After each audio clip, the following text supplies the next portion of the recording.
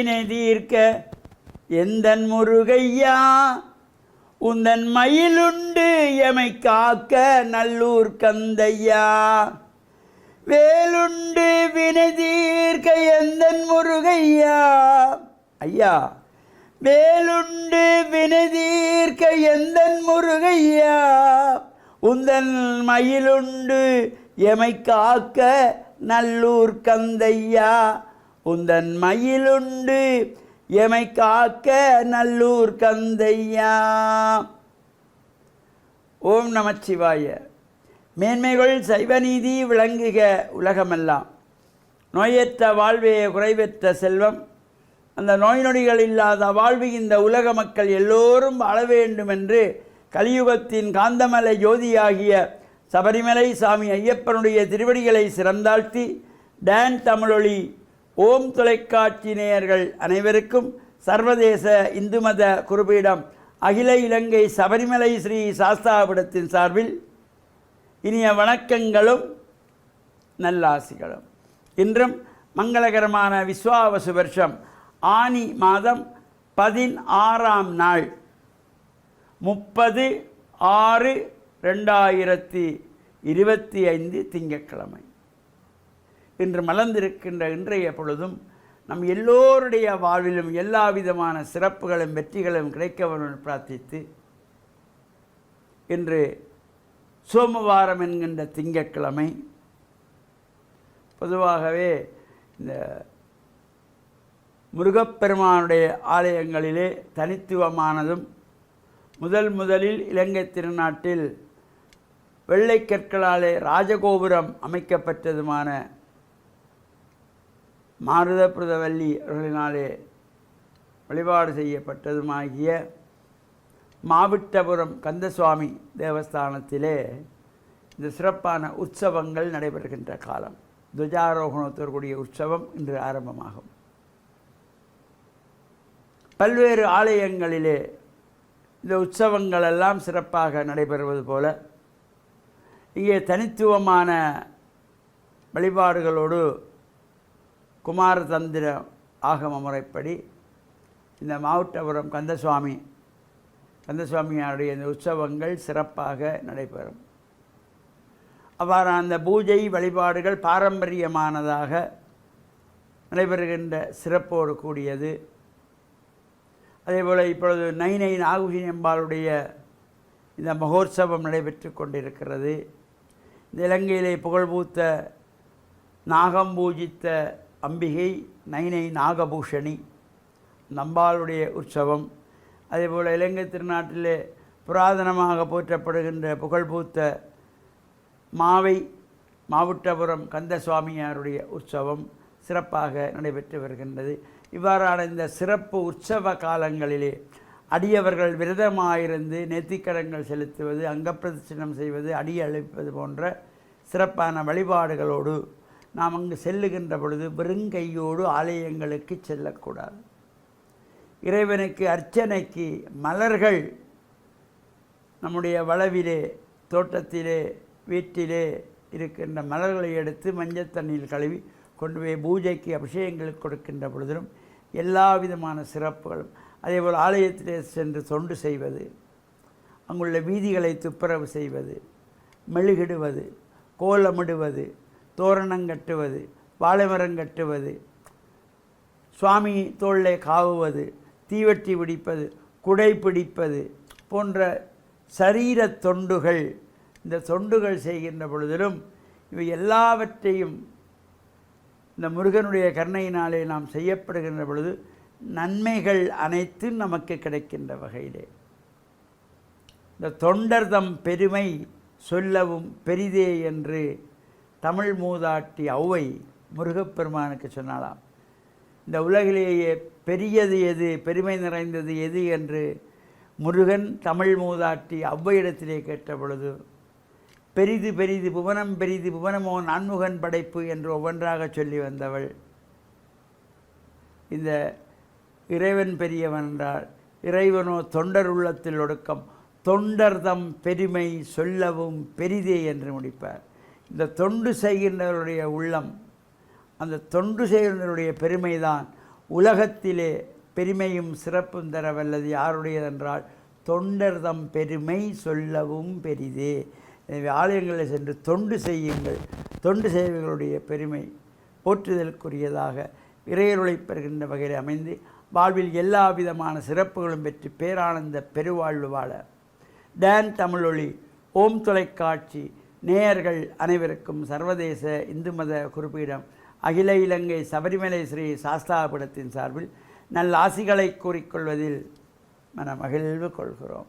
Survey ஜனாக சுகினோ பவந்து சமஸ்த சன்மங்களானி சந்து. சுபம்.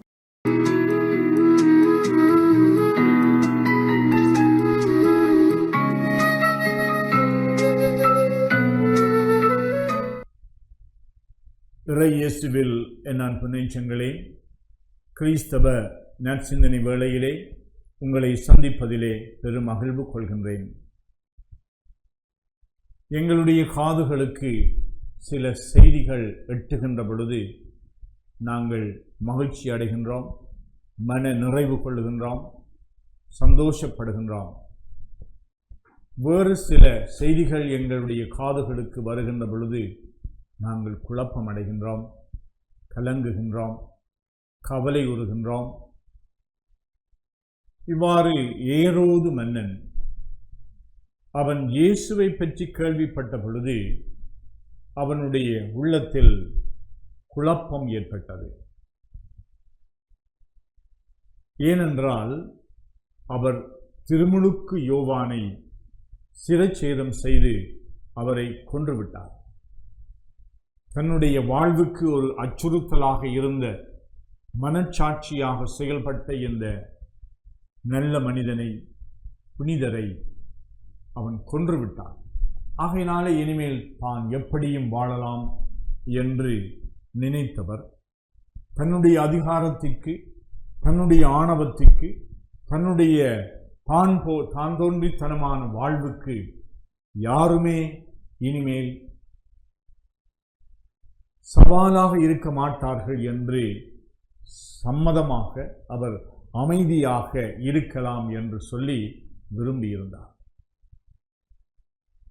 ஆனால் இயேசுவை பார்க்க வேண்டும் என்று விரும்புகின்றான். ஏனென்றால் இயேசுவினுடைய போதனைகளை கேட்க வேண்டும் என்பதற்காக அல்ல, இயேசுவினுடைய வழிகளிலே தானும் செல்ல வேண்டும் என்பதற்காக அல்ல, இந்த இயேசுவையும் ஒழித்து கட்ட வேண்டும். இந்த இயேசு இருக்கக்கூடாது. ஒரு இறைவாக்கினராக ஒரு மனிதன் இந்த சமூகத்திலே இருந்தால் அவர்களால் எங்களுக்கு அச்சுறுத்தல் இருக்கும் என்று அஞ்சினான். அதனால் தான் குழப்பமடைந்தான். சில வேளைகளிலே எங்களுடைய வாழ்வில் நாங்கள் மற்றவர்கள் இல்லையே, அவர்கள் இறந்து போனார்கள், அவர்கள் எங்கோ தூரத்திற்கு சென்று விட்டார்கள், அவர்களுடைய பெயரை நான் கெடுத்து விட்டேன், அவருடைய பதவிகளை எல்லாம் நான் இறக்கிவிட்டேன், அவர்கள் எனக்கு இனிமேல் அச்சுறுத்தல் இல்லை என்று சொல்லி நாங்கள் எங்களை அமைதிப்படுத்தலாம். எங்களிலே நாங்கள் இனிமேல் நான் நினைத்தபடி வாழலாம், நான் நினைத்தபடி செய்யலாம் என்று சில வேளைகளிலே நாங்கள் மகிழ்ச்சி கொள்வதுண்டு. அந்த குறுகிய மகிழ்ச்சி மீண்டும் எங்களுக்கு அது ஒரு குறுகியதாகவே இருந்து மீண்டும் எங்களுடைய மனச்சாட்சியை குத்துவதற்கு, எங்களுடைய மனச்சாட்சியை குரலாக பலர் எங்களுடைய வாழ்க்கையில் மீண்டும் தோன்றலாம். இதெல்லாம் இறைவனுடைய வழிநடத்துதல்களாகும். இந்த இறைவன் மீண்டும் மீண்டும் எனக்கு ஏதோ ஒரு செய்தியை சொல்ல வருகின்றார், என்னை குழப்புவதற்காக அல்ல, என்னுடைய உண்மையான நிலையை நான் அறிந்து கொள்வதற்காக, நான் யார் என்று நான் அறிந்து கொள்வதற்காக இறைவன் பல மனிதர்களை எங்களிடம் அனுப்பலாம். சில மனிதர்கள் எங்களிடம் அவர்கள் தோன்றலாம், எங்களுடைய வாழ்க்கையிலே அவர்கள் இரண்டர கலக்கலாம், நாங்கள் அவர்கள் வேண்டாம் என்று நினைக்கலாம், ஆனால் அவர்கள் இருக்கின்றார்கள். எனவே கிறிஸ்து அவருடைய வாழ்வை கேள்விப்படுகின்ற இந்த ஏரோது மன்னன் அவன் குழம்பினான், கலக்கமுற்றான், அவரை காண வேண்டும் என்று விரும்பினான். ஆனால் அவனுடைய நோக்கம் பிழையானதாக இருந்தது. எங்களுடைய நோக்கம் எப்பொழுதும் இறைவனை நான் காண வேண்டும், இறை மனிதர்களை சந்திக்க வேண்டும், நல்ல மனிதர்கள் மனச்சாட்சிகளாக இருக்கின்றவர்களை நான் சந்திக்க வேண்டும். அவர்களால் என்னுடைய வாழ்வு வளம் பெற வேண்டும். நான் மனமாற்றம் அடைய வேண்டும். நான் அவர்களுடைய நன்மைத்தனத்தை பார்க்க வேண்டும் என்ற அந்த திறந்த மனநிலை எங்களுக்கு இருக்க வேண்டும். சில வேளைகளில் நாங்கள் ஏரோது அரசனை போன்று பெரிய அரசாட்சியிலே இருக்க தேவையில்லை. சாதாரணமாக எங்களுடைய வாழ்க்கையில் நாம் எப்படி அடுத்தவர்களை பார்க்கின்றோம், எங்களுக்கு வேண்டுதற்குரியவர்களாகவோ அல்லது அவர்கள் எங்களுக்கு அச்சுறுத்தலாகவோ நாங்கள் பார்க்கலாம். இங்கு நாங்கள் ஒவ்வொரு மனிதரும் எங்களுடைய வாழ்வை மெருகூட்டுவதற்கு, பலப்படுத்துவதற்கு, நன்மைத்தனத்திலே நாங்கள் வளருவதற்கு தேவையானவர்கள் இறைவனால் அனுப்பப்படுகின்றவர்கள் என்ற அந்த மனநிலையோடு அடுத்தவர்களை நாங்கள் அணுகுவோம். அவர்களை சந்திப்போம். உண்மையாகவே நாங்கள் சந்திப்போம். அவர்களை நாங்கள் மீண்டும் அழித்துக் கொள்வதற்காக, அவர்களை துன்பம் வருவிப்பதற்காக சந்திப்பதற்கல்ல, நல்ல நோக்கத்தோடு நாங்கள் சந்திப்போம். ஒவ்வொருவரும் என்னுடைய வாழ்வுக்கு ஏதோ ஒரு நன்மை செய்வார்கள் என்ற அந்த மனநிலையோடு அவர்களை சந்திப்போம். அவர்களுக்கு நான் என்ன நன்மை செய்யலாம் என்ற அந்த மனநிலையோடு நாங்கள் அவர்களை சந்திப்போம். அதனாலே ஒவ்வொரு சந்திப்பிலும் இறைவனை நாங்கள் சந்தித்துக் கொள்வோமாக. ஆமாம்.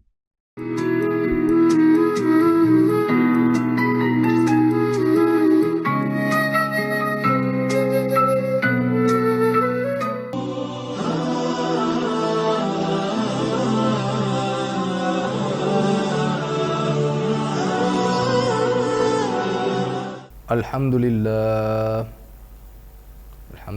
nahmaduhu wa nasta'inuhu wa nastaghfiruhu wa nu'minu bihi wa natawakkalu alayhi wa na'udzu billahi min shururi anfusina wa min sayyiati a'malina man yahdihillahu fala mudilla lahu wa man yudlil fala hadiya lahu fa'udzu billahi minasy syaithanir rajim. Bismillahirrahmanirrahim. الذي خلق الموت والحياة ليبلوكم أيكم أحسن عملا وهو العزيز الغفور صدق الله العلي العظيم. கண்ணியத்திற்குரிய அன்பார்ந்த நேயர்களே, சகோதரர்களே, அல்லாஹு தாலா இந்த உலக வாழ்வை எமக்கு ஒரு குறுகிய கால அவகாசம் உள்ளதாக ஆக்கி தந்திருக்கின்றான். ஒவ்வொரு மனிதனுடைய வாழ்வும் மிக வேகமாக துரித கதியில் சென்று கொண்டிருப்பதை நாங்கள் பார்க்கலாம். சிறுவர்களாக இருந்தவர்கள் வாலிபர்களாக மாறுகிறார்கள், வாலிபர்களாக இருந்தவர்கள் வயோதிபர்களாக மாறுகின்றார்கள்.